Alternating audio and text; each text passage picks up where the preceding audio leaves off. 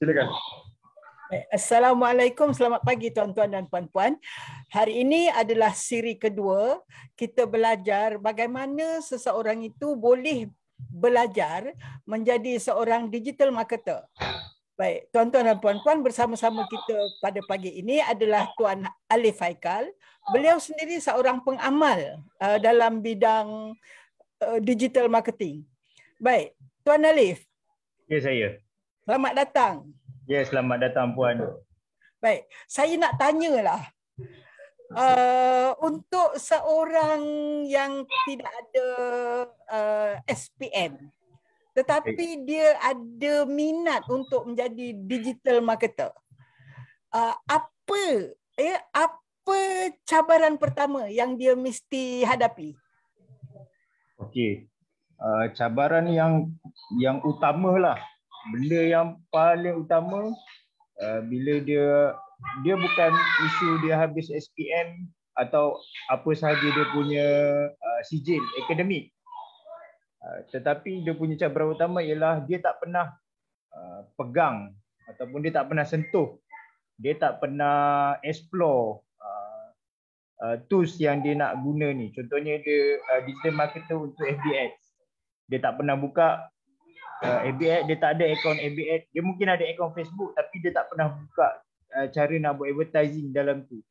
So memang totally zero. Dia tak tahu rupa dia tak boleh nak bayangkan benda tu macam mana. Dia mungkin boleh explore tapi mungkin kalau dia explore sendiri tanpa dia ada rujukan yang betul ataupun tanpa dia ada guru yang betul, mungkin dia akan ada salah faham ke atas beberapa perkara ataupun dia tak tahu mana satu yang patut dia mula. Kadang-kadang macam pengalaman saya sendiri, bila kita mengajar orang yang zero ni, dia nak tahu semua benda. Yang even yang kecil-kecil, yang ke tepi, yang kat atas, kat bawah pun dia nak tahu ini apa. Walhal benda tu kemudian dia tak perlu pun tahu sekarang. Dia ada benda yang patutnya dia kena fokus, pandai dulu, baru dia pergi kat benda yang kecil-kecil yang lain. Itu cabaran dia bila dia tak pernah explore dan dia nak terjun, so dia macam lost. So benda ni biasanya akan efek kepada minat lah. Daripada minat dia boleh jadi tak minat sebab dia tak faham benda tu. Tuan, jadi dalam kes orang yang zero ni, yang pendek kata macam ibaratnya buta huruf dalam digital marketing lah. Yes. Apa nasihat tuan? Pertama-tama yang dia kena buat, apa nasihat tuan? Pertama-tama yang dia kena buat ialah dia kena ada pendedahan tentang apa itu digital marketing dan apa kerjaya ataupun skill-skill yang ada dalam digital marketing. Bila dia dah ada tahu pecahan-pecahan skill, macam sesi kita yang lepas kita beritahu, digital marketing ni kita buat konten pun kita boleh duduk dalam bumbung digital marketing, kita tulis copywriting, kita buat landing page, surat jualan untuk website pun boleh duduk dalam digital marketing. Selain daripada kemahiran teknikal nak gunakan medium advertising tu sendiri, dia kena kenal jenis-jenis yang ada. Bila dia dah kenal, kemudian dia boleh pergi satu-satu secara general. Untuk belajar, kalau dia nak pergi belajar guna pun boleh, kalau dia nak pergi belajar untuk tahu pun boleh. Bila dia dah tahu, apa beza tuan? Apa beza antara dua belajar tu? Belajar untuk kenal ni maknanya dia belajar dan dia buat, dia terus praktis. Contohnya dia pergi belajar copywriting, then dia balik dia buat copywriting. Ataupun dia terus cuba dapatkan job copywriting yang kecil-kecil, ataupun mungkin dia bekerja dengan syarikat untuk tulis copywriting. Belajar untuk tahu ni dia tak praktis. Macam saya dulu, saya pergi belajar kelas website. Intention saya bukan saya balik saya nak buat website. Saya cuma nak faham macam mana proses buat website ni. So bila saya faham, baru saya decide saya nak pergi lebih dalam atau tidak. Maknanya saya nak start buat website atau tidak. Tapi kalau saya tak buat pun saya dah tahu, okey, website ni dia punya proses buat dia macam ni. Sebab tu ada orang bayar mahal, ada orang bayar murah, ada yang ambil masa sekejap, ada yang masih lama. Tapi saya dah ada knowledge kat benda tu. Jadi antara dua tu tuan, belajar untuk kenal dan belajar untuk tahu ni, untuk yang budak baru lah, lepasan SPM kan, Aha. sementara tunggu hasil keputusan peperiksaan, yang mana menurut nasihat Tuan, yang mana dia patut buat dulu? Sebenarnya yang terbaik belajar untuk tahu ni, sebenarnya kita tak perlu pun sampai cari kelas yang berbayar. Kita boleh explore dekat dalam Google, ataupun paling sekarang generasi yang muda-muda ni, saya percaya diorang boleh explore dalam YouTube. Sebab dalam YouTube dia lebih interaktif, dia nampak flow dan benda tu percuma. Bila dia dah tahu benda-benda tu, baru dia cari kelas untuk dia belajar, untuk kenal dan buat, untuk dia praktis. Mana satu yang dalam banyak-banyak tu dia rasa dia berminat. So mak ayah akan hantar anak-anak untuk belajar apa yang dia dah decide, dia kata saya minat benda ni. So biasalah kalau dia tak ada duit, mak ayah memang kena sponsor lah. Belajar, lepas dia dah belajar, tak perlu belajar terlampau banyak. Kadang-kadang dia rasa dia nak belajar, kalau macam kat universiti nak belajar semua, kalau boleh semua. Itu yang sampai 4 tahun. Nak tunggu habis belajar semua. Ini kita belajar mungkin 1 bulan, 3 bulan, kita dah dapat satu skill, kita terus keluar, kita cari kerja tersebut. Tuan, lazimnya belajar dalam tempoh 1 bulan ni, lazimnya dia dah boleh ke dapat cari duit poket lah, duit kata orang duit geli-geli untuk dirinya sendiri kan, sementara menunggu keputusan peperiksaan. Dah boleh buat duit ke? Okey, benda ni nak kata macam gula-gula pun tak gula-gula, tapi realitinya memang boleh buat duit. Cumanya boleh buat duit. Cumanya duit tu mungkin tak besar, sebab macam kita bincangkan, kita tak ada portfolio, orang tak kenal kita. So whatever amount yang orang sanggup bayar ataupun whatever amount yang ditawarkan, kita terima saja dulu. Sebab kita pun tak tahu kita punya hasil kerja macam mana. Sama juga, kita boleh anggap benda tu macam praktikal. Tapi kalau kita pergi dekat company untuk bekerja, sekurang-kurangnya dia akan bayar kita RM1,200. Kalau praktikal mungkin dia bayar RM300, RM500, atau setengah tempat company dia tak bayar apa-apa langsung. Kalau kita buat freelance pula, kita buat kerja by project.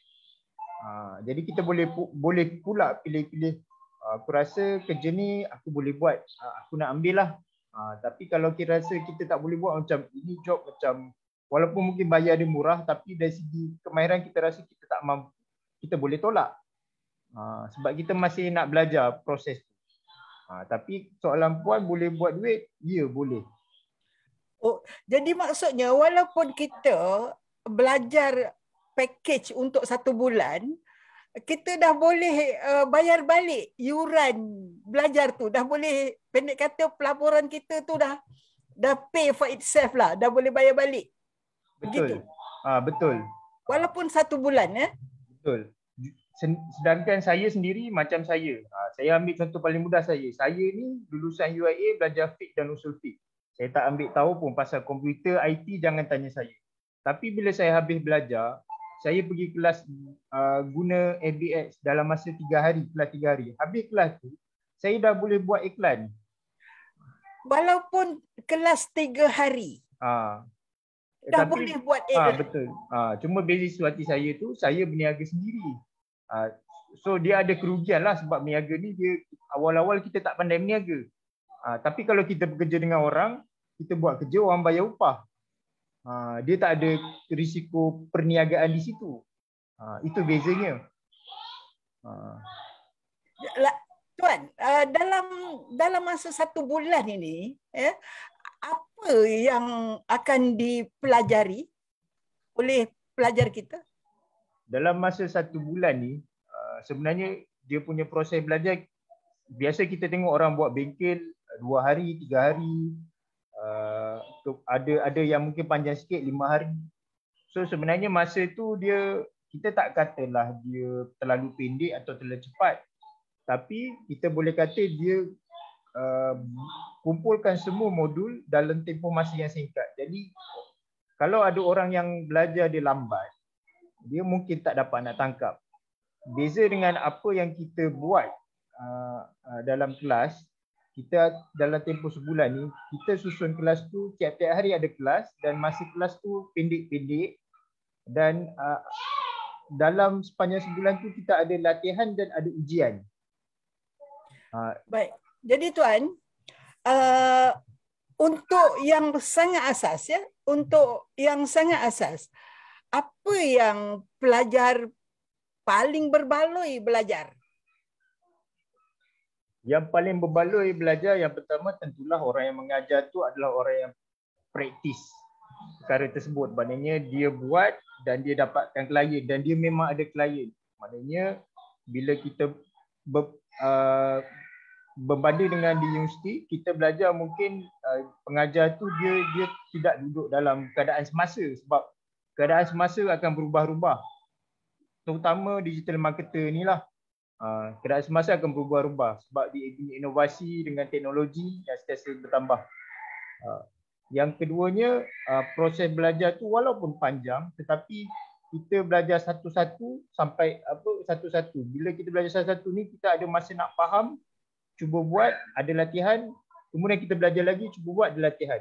Walaupun kita rasa lambat, tapi ini kita kata supaya kita dapat tentukan orang yang belajar tu dah cekap, dah mahir, boleh buat. Dia bukan macam kelas 3 hari balik, lepas tu dia lupalah apa hari tu cikgu ajar, dia lupa tak. So sebulan ni, kalau dia lupa pun, minggu kedua dia lupa, dia boleh recap balik apa yang dia dah belajar. Itu yang tak ada lah, terutama latihan dan exam. Benda ni tak ada dekat kelas-kelas yang biasanya orang bisnes pergi. Benda ni tak ada. Latihan tu Tuan, latihan tu macam mana latihan itu akan diberikan kepada pelajar-pelajar kita yang zero ni, yang buta huruf dari segi ilmu digital marketing tu? Apa latihan yang diberikan? Latihan dia ni, contohnya kita belajar satu teknik menulis copywriting. Okey, bila dia dah belajar satu teknik ataupun beberapa teknik dalam satu minggu, selepas itu kita akan bagi task untuk dia buat copywriting tersebut. Selepas dah siap, dia kena hantar kepada pengajar dan pengajar kena tengok, semak. Dan semak dekat situ dia akan bagi tahu apa tambah baik dia kena buat. Jadi maksudnya setiap teknik yang dia belajar, ada orang akan tengok hasil kerja dia dan ada orang akan bagi tahu semula apa sepatutnya dia kena tambah. Sama juga macam kalau belajar technical FBX. Dia akan, orang cakap alah tekan-tekan butang je. Tapi boleh jadi dia tekan-tekan tak jadi. Dan dia pun tak tahu kat mana nak tekan, apa benda nak repair. So dia boleh rujuk. Jadi bila dia buat tugasan tu, buat tekan-tekan tak jadi. Jadi bila cikgu dia tengok, dia akan bagi tahulah, oh awak punya silap dekat sini, dekat sini, dekat sini. So dia boleh take note. Tuan, untuk budak-budak ni, budak-budak pula, untuk tuan muda ini, lazimnya perkara yang dia lambat nak faham tu apa? Dia jadi lambat nak faham. Biasanya yang dia lambat nak faham ni, kalau kita cerita dari sudut kreatif adalah dia akan fikir penulisan kreatif untuk iklan ataupun desain kreatif untuk iklan, dia perlu ada idea yang pelik-pelik ataupun yang outstanding lah. Sebenarnya bila kita belajar, dia ada teknik dan cara yang kita tak perlukan pun sampai macam tu sekali. Sebab tu orang boleh menulis banyak iklan. Kalau tidak, kalau kita fikir kreatif tu kena ada idea, sentiasa ada idea baru, kita jadi macam orang buat filem. Dia tak boleh buat filem tiap-tiap hari. Kalau bahagian teknikal pula, cabarannya ialah yang penting orang yang nak belajar teknikal ni dia kena orang yang suka tekan-tekan butang dalam laptop ni.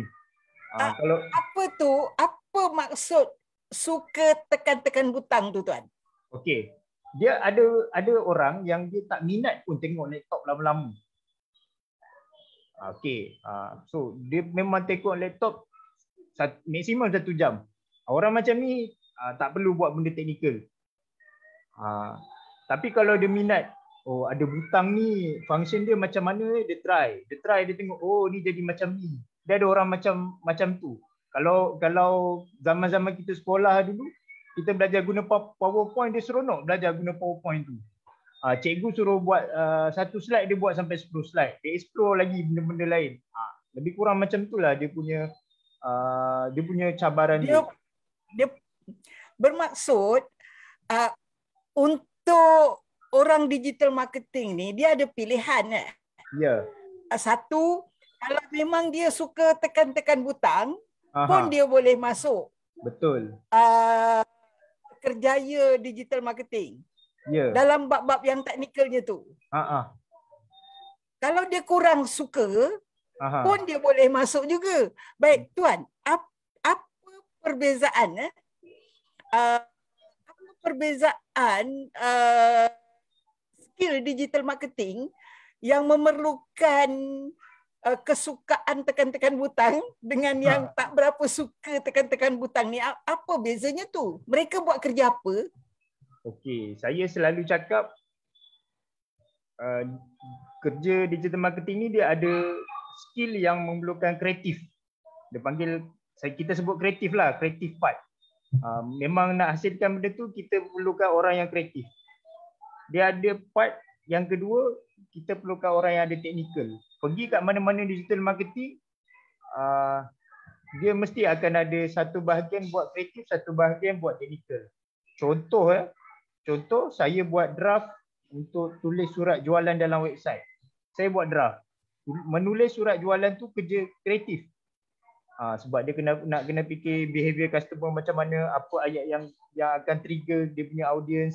Okey, bila dah siap, dia bagi dekat bahagian teknikal, orang yang jaga website, untuk dia coding ataupun untuk dia set up dalam website. Jarang kita dapat orang yang ada dua-dua skill ni, ataupun dia akan lebih dia ada dua-dua tapi dia akan lebih di salah satu. So itu dua benda. So kita boleh pilih lah. Oh, kalau awak suka kreatif, pergilah dekat skill yang berkaitan kreatif. Kalau awak suka yang button and technical, awak pergilah dekat skill ni. Sebab nanti bila kita bekerja dekat dalam company, dia akan jadi macam tu. Tuan, ceritakan sikit. Digital marketer ni, kerja-kerja yang termasuk bahagian kreatif ni, kerja-kerja apa? Buat copywriting lagi apa? Okey, baik. Bila kita sebut digital marketer, dalam Malaysia punya praktis. 7 tahun saya dalam bidang ni, kebanyakan adalah tentang buat iklan. Dia berbeza dengan kita pergi kat TV, radio, dia buat branding. Iklan juga tapi more to branding dan awareness. Tapi dekat dalam media sosial ni, dalam digital marketing ni, selain daripada buat iklan untuk branding dan awareness, dia ada buat iklan untuk dapatkan prospek, buat iklan untuk dapatkan pelanggan. Benda tu tak boleh dibuat tau dekat TV ke radio. So kalau kita tanya dekat TV radio berapa pelanggan yang saya dapat, kita tak boleh jawab. Dia tak ada matematik dia di situ. Tapi kalau dekat digital marketing dia ada matematik di situ. Okey. Saya ambil contoh buat iklan untuk dapatkan customer di website. Okey, dia ada kerja mula-mula kena tulis copywriting. Bila tulis copywriting, kena ada orang yang buat gambar untuk dipadankan dengan copywriting. Dua kerja ni dua kerja kreatif. Selepas dah siap, dia akan serahkan ke bahagian teknikal. Kalau website tu jenis guna coding macam HTML, dia perlukan kepakaran orang yang mahir bidang macam tu. Kalau dia gunakan macam WordPress pun ada penggunaan cara guna yang berbeza. So dia kena bagi kepada orang tu. Dah dipasang dalam website, ada satu lagi pula kerja. Kita nak buat iklan di mana? Di Facebook, di IG, di TikTok. So setiap medium yang kita guna tu, kita perlu ada kemahiran nak gunakan benda tu. Nak gunakan Facebook Ads, kita kena ada kemahiran. So kena ada orang yang boleh gunakan FB Ads. Contoh bila kalau kita FB Ads. So dalam FB Ads tu dia akan pasang link website tadi dalam FB Ads. Nampak tak proses dia? 1, 2, 3. Sebab tu dia akan jadi orang yang berbeza ataupun mungkin orang yang sama tapi kerjanya akan jadi banyak. Sebab tu pada masa depan dia akan berkembang sebab kerja tu semakin jenis-jenis kerja tu pun semakin berkembang. Dan kalau satu company yang nak grow, dia nak satu orang je untuk buat semua kerja tadi, insya-Allah dia tak akan dapat talent yang macam tu. Saya cakap macam ni sebab saya sendiri pun tak nak buat kerja yang macam tu walaupun banyak manalah tuan-puan bayar. Saya sendiri.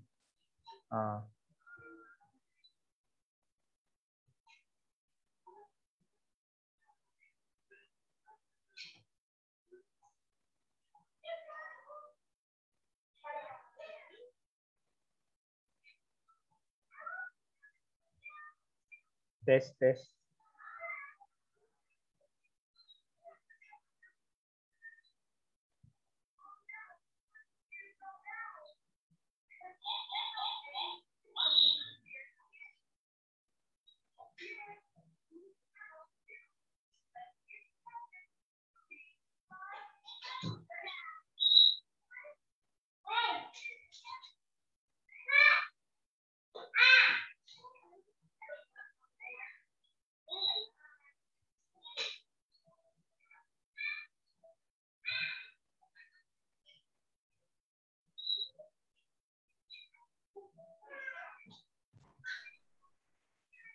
Okey. Baik, saya ulang pertanyaan saya tadi. Bermaksud banyaknya kerja-kerja yang dibuat dalam bidang digital marketing sehingga akan ada specialist, pakar khusus. Yang buat teknikal, dia pandai buat teknikal saja. Yang pandai copywriting, buat copywriting saja. Yang pandai design iklan, dia buat design iklan saja. Yang pandai ambil foto-fotonya, dia akan specialize di bidang itu. Betul. Sebab tu ini cabaran untuk bisnes tapi baik untuk kerjaya. Ya, betul. Saya faham. Bila bisnes kita grow kan puan, kita tak boleh suruh satu orang untuk buat, bukan sebab dia tak nak buat ataupun dia tak mahu buat ataupun dia tak boleh buat. Tapi kita nak, kalau orang tu mahir satu benda, kita nak dia fokus kat benda tu so dia boleh buat output lebih banyak kat atas benda yang memang dia betul-betul mahir. Jadi hasil kerja dia akan lebih bagus. So kita tak nak orang, walaupun dia boleh buat tapi dia sebenarnya mungkin dekat skill yang lain tu mungkin dia 50%. So kalau dia suruh buat dekat kerja yang kedua ni, maknanya fokus dia berkurang. So mungkin hasil keseluruhan tu dia akan biasa. Baik. Dari segi bisnes, kenapa perkara itu bukan khabar gembira lah untuk orang bisnes tu? Kenapa? Khabar gembiranya sebab maknanya bila makin ramai orang, makin banyak kos lah. Tapi walaupun dekat situ, kita akan dapat output hasil yang lebih baik. Input, kos kita masa input tu mungkin kita nampak mahal, tapi kena tengok dekat output dia. Jadi bermakna untuk mereka yang masuk sebagai kerjayawan profesionalnya, ini bagus ya sebab dia boleh specialize. Betul. Tetapi untuk orang yang berniaga, pada dia tak ada lagi lah cerita ambil satu orang dia boleh buat semua kerja dah. Dah tak boleh lagi dah. Betul, tak boleh lah. Kerja dah banyak. Yang kita cerita ni kerja dah banyak. Bukan kerja tu sikit-sikit. Kalau copywriting kita bukan cerita tulis 1-2 copywriting sehari. Contohnya dia kena buat 10 ke 20 copywriting. Takkan kita nak suruh dia buat benda lain dalam masa yang sama. Ya. Jadi kalau begitu ya tuan, apabila seseorang pelajar dia masuk akademi, katalah dia masuk belajar di Akademi Digital ABS Junior ni, yang memang melatih anak muda, tuan-tuan muda ini untuk menjadi profesional dalam bidang digital marketing. Adakah dia akan memilih dari awal lagi memilih, saya ni bakat saya lebih kepada yang tak tekan-tekan butang, jadi saya nak belajar di situ saja. Adakah nanti Akademi ABS ini, Digital ABS ini akan ada modul yang melahirkan spesialis ni, pakar-pakar bidang ni? Okey, itu kan kalau yang dalam kita punya plan dalam ABS Digital Junior ni, kita sebenarnya lebih kepada nak beri pendedahan yang umum. So sebab tak pernah lagi kerja dalam bidang ni, baru nak explore.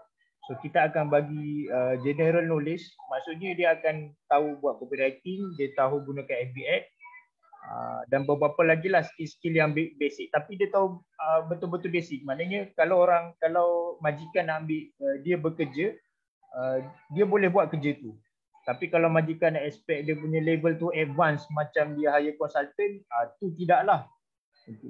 So kenapa kita buat macam tu? Supaya dia boleh merasa kerja ni. Biasanya anak-anak muda ni, tuan-tuan muda, dia dia akan kerja setahun, kalau tak okey dia akan tukar.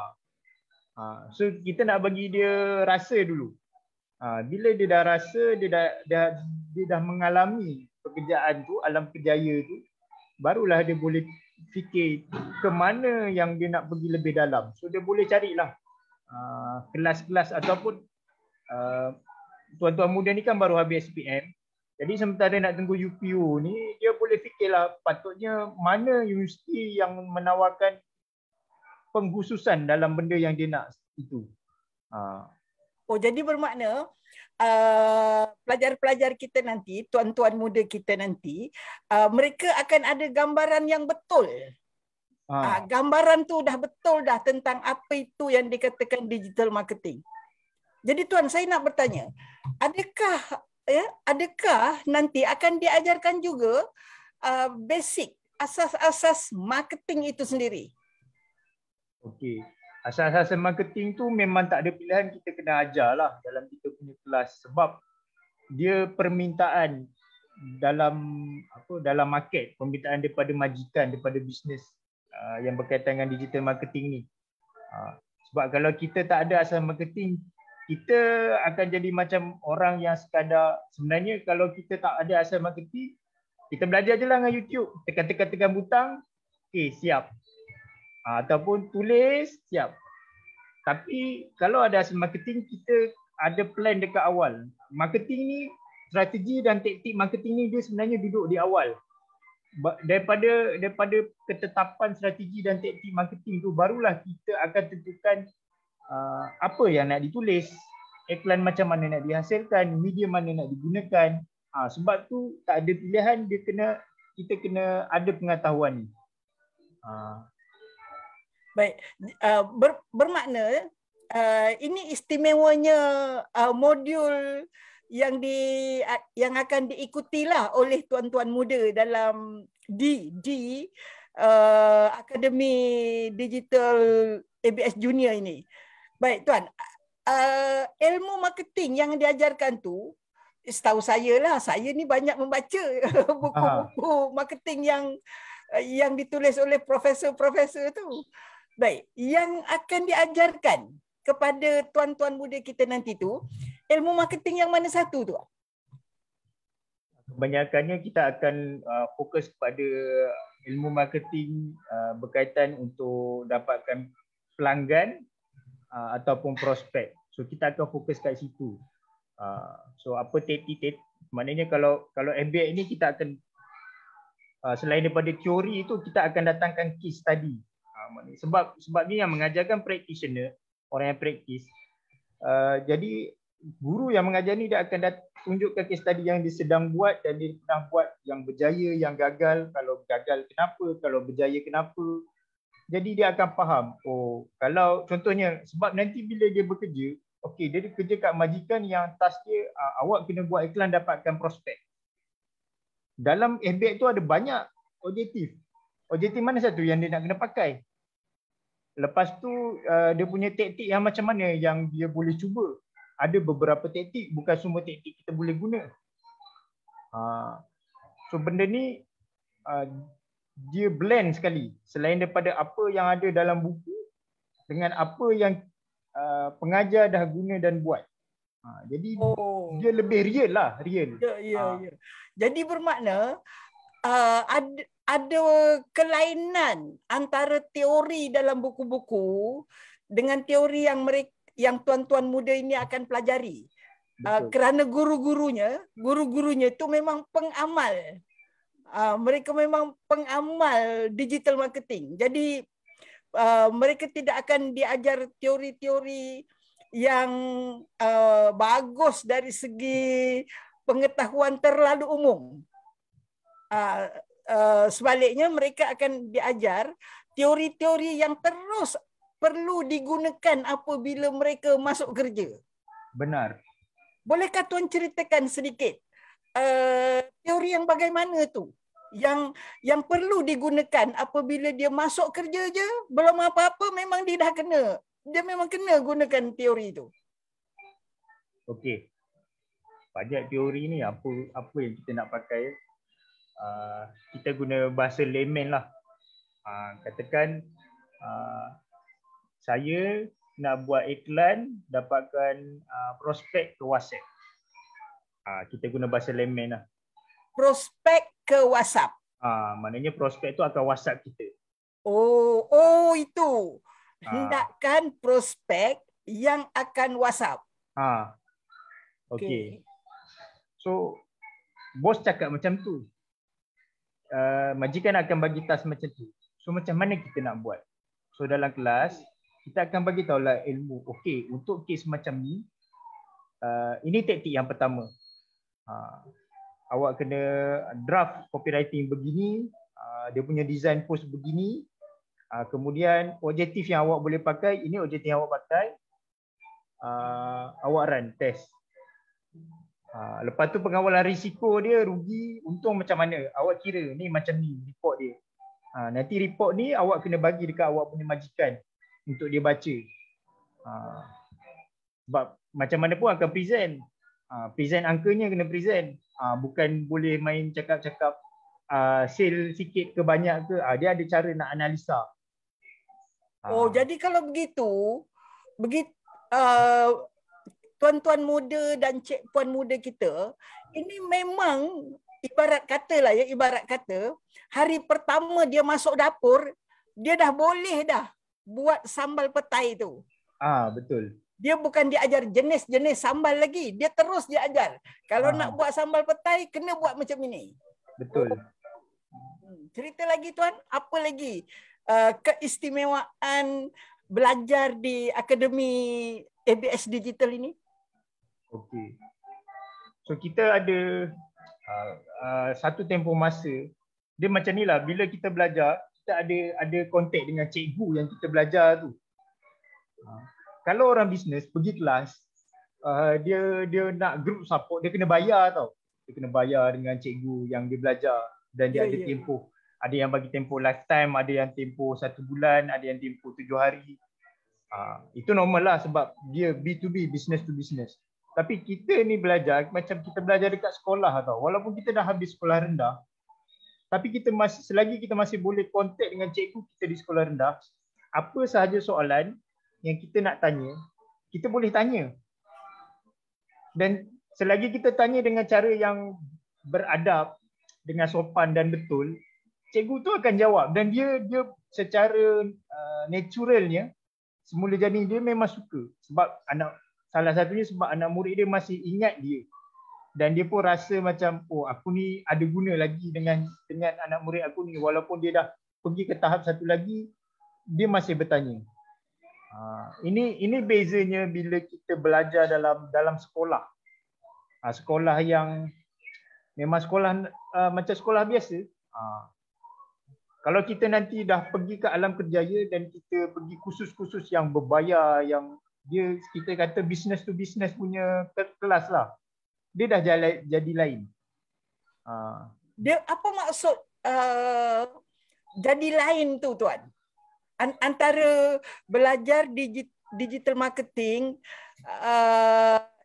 yang macam sekolah ni, yang macam sekolah yang ada cikgu, yang ada cikgu bukan sifu tapi cikgu, dengan belajar dalam kursus-kursus untuk orang bisnes, sama-sesama bisnes tu, di mana tu perbezaannya? Okey, cikgu ni bila dia mengajar sekolah rendah sampai dia pencen, dia jadi cikgu. Ya, betul. Jadi dia memang dia punya mindset, aku mengajar orang. So apa saja soalan yang aku boleh jawab berkaitan apa yang aku ajar, orang tanya dan aku jawab.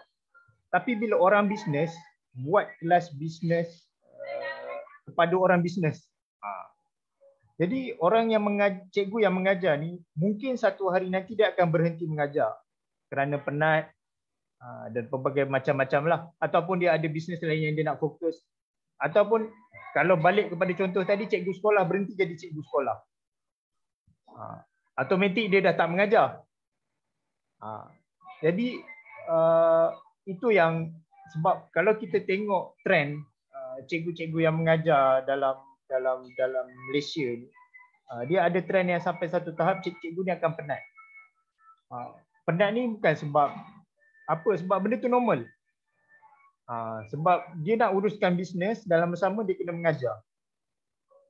Apa yang kita buat dekat AB Digital ni, kita panggil orang mengajar. Orang tu memang kalau dia tak mengajar dekat sini, dia akan mengajar kat tempat lain. Sama ada dia mengajar berbayar ke percuma ke, asasnya ialah dia mengajar. Jadi bermakna tuan-tuan dan puan-puan, saya terangkan di sini, kelebihan kita menghantar anak-anak pergi ke sekolah digital marketing ni, mereka akan belajar dari cikgu yang mindsetnya memang mindset suka mengajar, suka memandaikan orang. Jadi walaupun dah habis kursus nanti, sampai bila-bila pun pintu terbuka kepada anak-anak kita untuk terus belajar dengan guru-guru ini. Bermakna mereka ini mendapat cikgu, berbeza dengan kursus yang dibuat oleh orang bisnes, berkenaan bisnes untuk orang bisnes. Itu berbeza. Mereka tak dapat cikgu. Mereka dapat coach profesional, semuanya nak berbayar. Selepas habis kursus, kalau nak coaching bayar lagi sebagai contoh. Nak tambah coaching bayar lagi.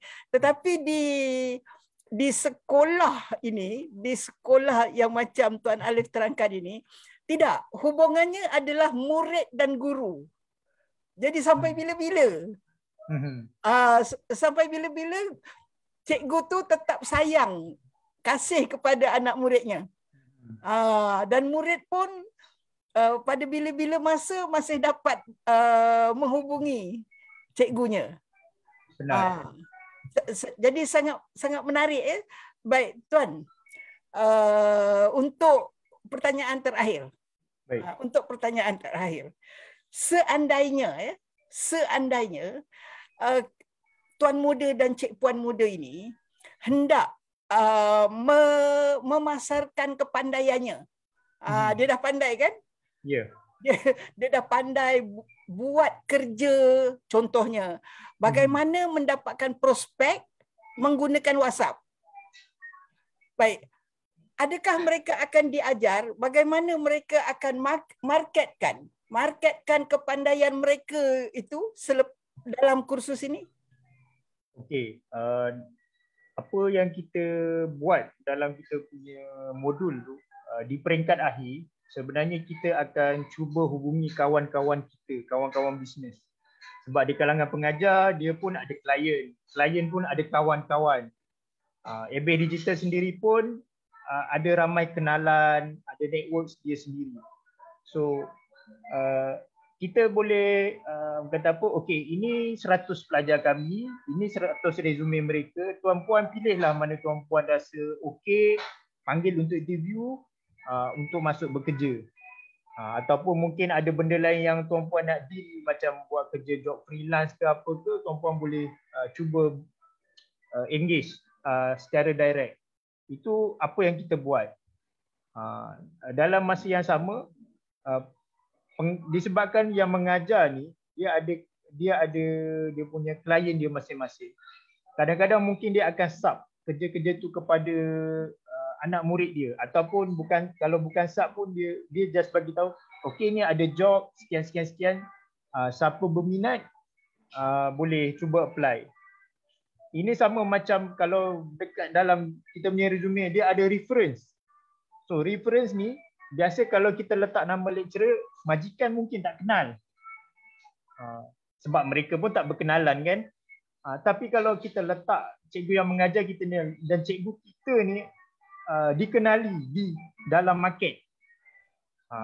Macam sebut nama Puan Ainun, oh Puan Ainun yang ni orang kenal nama tu dan dia boleh rujuk silang. Puan betul ke? Ni dulu dia belajar dengan Puan sekian-sekian. Kan ada beza dia dekat situ. Jadi benda macam ni dia akan bantu murid-murid untuk mudah untuk marketkan dia. Tapi mudah tu tak adalah macam hari ni mohon besok dapat. Cumanya nak bagi tahu cara tu bukan satu. Berbanding dengan kita, kalau kita belajar di universiti, kita habis belajar, kita hantar resume. Maknanya nak cerita dia ada kabel tak ada kabel. Tapi kabel dia bukan kabel yang macam orang dalam punya kabel, tapi kabel tu yang dia bagi kita nama baik. Nama baik dan recommendation tu bagus. Sebab kadang-kadang kalau orang bisnes, awak pernah kerja dengan syarikat A, awak mohon kerja dengan syarikat B, bos ni kenal. Dia tanya bos syarikat A, bos cakap dia ni biasa je. Automatik awak punya kertas duduk kat bawah ni. Selain pekerja ada persatuan, majikan ni pun ada persatuan tak rasmi tau. Dia tak ada persatuan tapi secara tak rasmi dia, dan digital marketing ni bos-bos dia tak pusing-pusing sama je. Jadi tuan-tuan dan puan-puan, itulah kelebihan apabila anak kita belajar daripada guru-guru yang memang datang dari industri. Guru-guru tu datang dari industri tu sendiri. Jadi guru-guru itu mempunyai network. Mereka mempunyai klien sendiri. Jadi oleh itu, bagi anak-anak kita yang menunjukkan kemahiran tinggi, bakat, ketekunan belajar, guru-guru puan muda dan cik puan muda ini akan tolong kawan-kawannya dengan memberitahu kawan-kawannya, saya ada murid yang ada bakat ini, ada bakat ini. Ini orang bisnes sama orang bisnes, mereka memang tolong-menolong. Apa kata orang tu, bertanam budi, berbalas budi. Jadi tuan-tuan dan puan-puan, itulah perbincangan kita pada hari ini. Bagaimana Tuan Alif menerangkan perbezaan belajar di sekolah. Sekolah, tuan-tuan, ini sekolah. Ini bukan kursus 2-3 hari. Ini sekolah sebulan, 3 bulan di bawah guru-guru yang memang mereka itu hidup dengan menjalankan aktiviti digital marketing. Belajar daripada pengamal sendiri. Baik, terima kasih banyak Tuan Alif Haikal. Kita akan berjumpa lagi dalam 2 lagi sesi selepas ini ya tuan-tuan.